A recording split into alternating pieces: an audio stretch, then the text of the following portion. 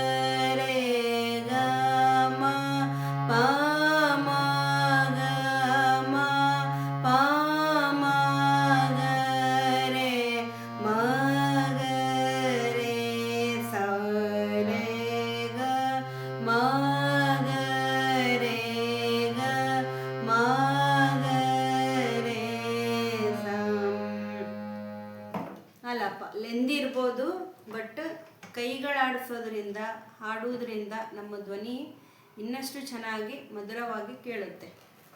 ನಾವೆಷ್ಟು ಪ್ರಾಕ್ಟೀಸ್ ಮಾಡ್ತೇವೋ ಅಷ್ಟು ನಮ್ಮ ಧ್ವನಿಗೆ ನಾವು ಚಲೋ ಆಗ್ತೈತೆ, ನಮ್ಮ ಧ್ವನಿ ಚೆನ್ನಾಗಿರುತ್ತೆ.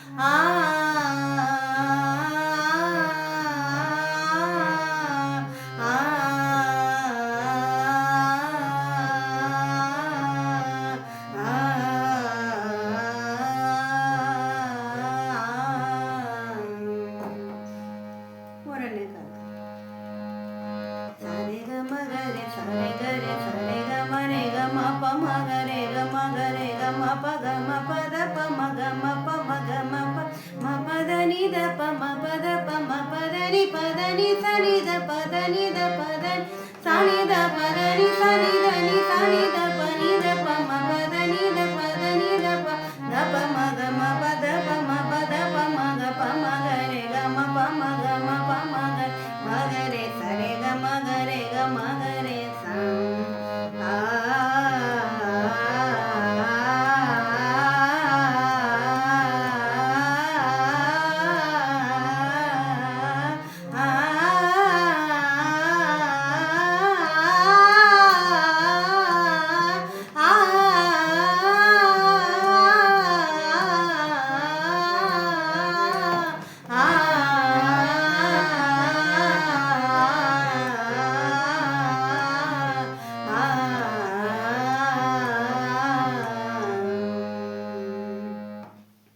ಪ್ರಾಕ್ಟೀಸ್ ಮಾಡಿರಿ, ಎಲ್ಲರಿಗೂ ಬರುತ್ತೆ.